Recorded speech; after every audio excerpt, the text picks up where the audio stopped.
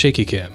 From Blair Witch to Cloverfield, Kane and Lynch to content warning, love them or hate them, they're a big part in making footage look handheld. In this video, I'm going to be trying out different ways of building a Shaky Cam system in Unreal. Before we get into it, I want to acknowledge that Shaky Cam and head bobbing in games are a no-go for some people. Of course, in a full game, you would need to have options to turn this off or reduce camera motions, but in this series, I'm going for visual realism as much as possible, not gameplay or practicality. We'll scale back to that once we've learned how to make it good in the first place. Also, you may have noticed that there's a reticle in the center of this video. I'm going to be keeping that on throughout the entire video because I found that center reticles really help cut down on motion sickness. It gives the eye a frame of reference. That being said, there's going to be a lot of shaky examples in this video, so if you start to feel sick, please take a break, go outside, breathe the fresh air, touch some grass, take a walk, contemplate your place on this giant rock we call home, touch some more grass. Oh good, we're back on the computer. In my last game dev video, I tried to recreate how digicams look in photos and videos, but a lot of you pointed out that the trick in making a realistic camera is to have realistic hand movements in the footage. Of course, I could just program some cinematic camera movements, but I wanted to make something that's procedural and reacts to player movements. In Unreal, they have these shake modifiers that you can use to shake the camera. I started by adding 3 different shakes, depending on if the camera person is running, walking, or standing still. Each uses an oscillator to emulate the up and down motion of running, taking steps, or breathing in and out, in and out. Now that we have shakes for character movement, let's work on the camera movements. I started off with using a spring arm on the camera, which smooths out the camera movements. Having the camera snap to a target position is great for gameplay, but it doesn't look realistic. Camera smoothing makes it feel like you're moving a camera around with actual weight to it. Next, I added micro shakes to emulate the shakiness of the hands of the person holding the camera. I used 2 shakes for this, one with a fast subtle noise and one with a larger but slower noise. I found that when working with noise and images and sounds, that adding 2 levels of noises together makes it seem more natural, and this trick seems to work with shakiness as well. The system was a good start, but there were a couple of problems with these movement oscillators that didn't quite feel right. The first was that running shakiness was really heavy, but when you actually run with a camera, the shakiness starts to trail off once you've gotten into a good rhythm. To emulate this, I added a timeline once you start running that reduces a running shakiness variable the longer you run. I multiply this into the strength of the shake in the oscillator. Now the shakiness will start off strong and then ease out. It feels really good. The other problem is with the walking oscillator. The sine wave oscillator works well for running or breathing, since those are usually more rhythmic. But stepping should be more like you're like taking actual steps, which we can't do with a sine wave oscillator or the noise oscillator. You have to do something better. You have to do something deeper. Actually sampling real Shaky Cam data. I tried out using LiveLink in Unreal to capture camera movements from my iPhone. My iPhone is a little heavier than my Digicam, but it's close enough in weight that it will provide the same shaky samples we're looking for. If you're recording something for a more cinematic look, you should find a way to add some weights to your hands to make the shakiness look more like you're lugging an IMAX cam or something.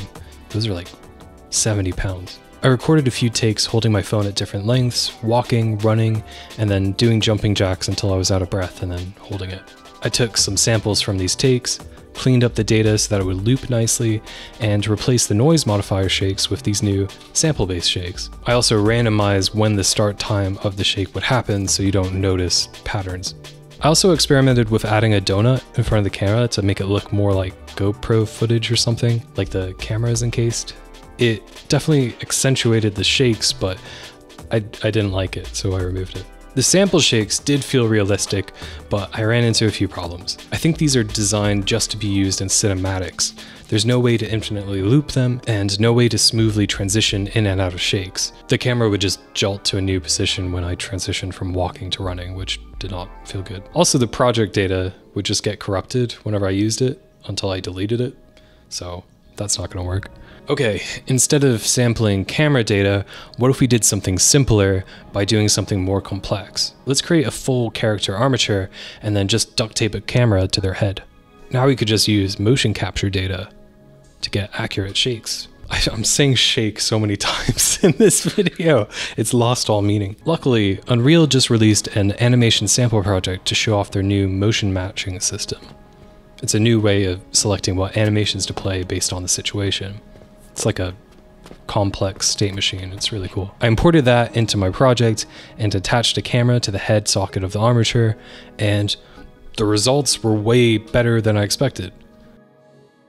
The walking lines up with your footsteps and reacts properly as you change directions. Also, you can now look down at your body, which is always a nice touch. I also kept the third-person camera and added a way to switch between the two.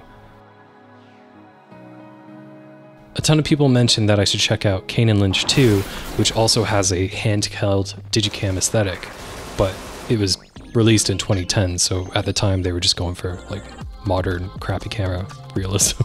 All these artifacts in camera shake and funny distortions, all of it of course helped to give the image that quality we were searching for. I had never played it before, but it's cool to see how similar the results to my project looked. Look, they even got the CCD sensor blooms. From what I can tell, that game uses motion capture data for the cutscenes, and during gameplay, it's all in third person. But they still shake the camera when the player gets hit or runs, which I think is funny. I went ahead and added back in my original Shaky Cam system to play when you're in third person mode. It's wild how different the vibe is between first person and third. I love how it looks like a documentary filmmaker is following you around, like in Super Mario 64. I always liked how that game thought it was really important to justify why it was in third person. Oh, there's a little guy on a cloud that's following you around, of course. The dude has his camera on a fishing pole. How is that footage not shaky? Wait, what would that actually look like? Hold on. Okay. I have this cat toy. Does that work?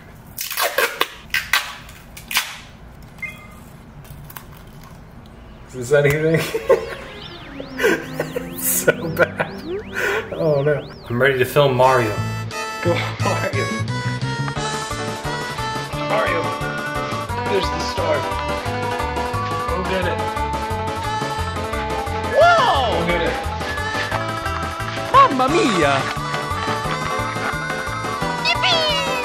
Hello!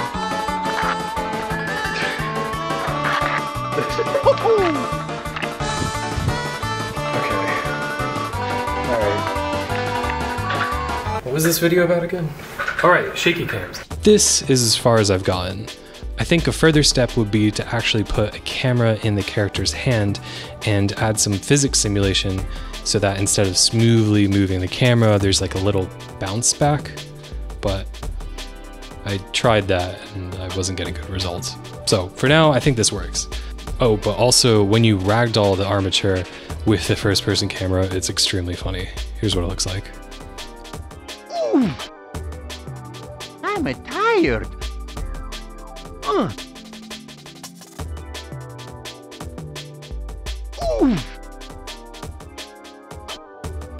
Ooh.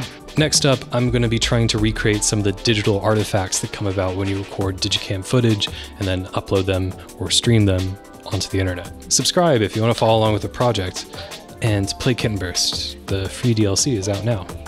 Okay. Bye. Say bye, Kaboo. He says bye.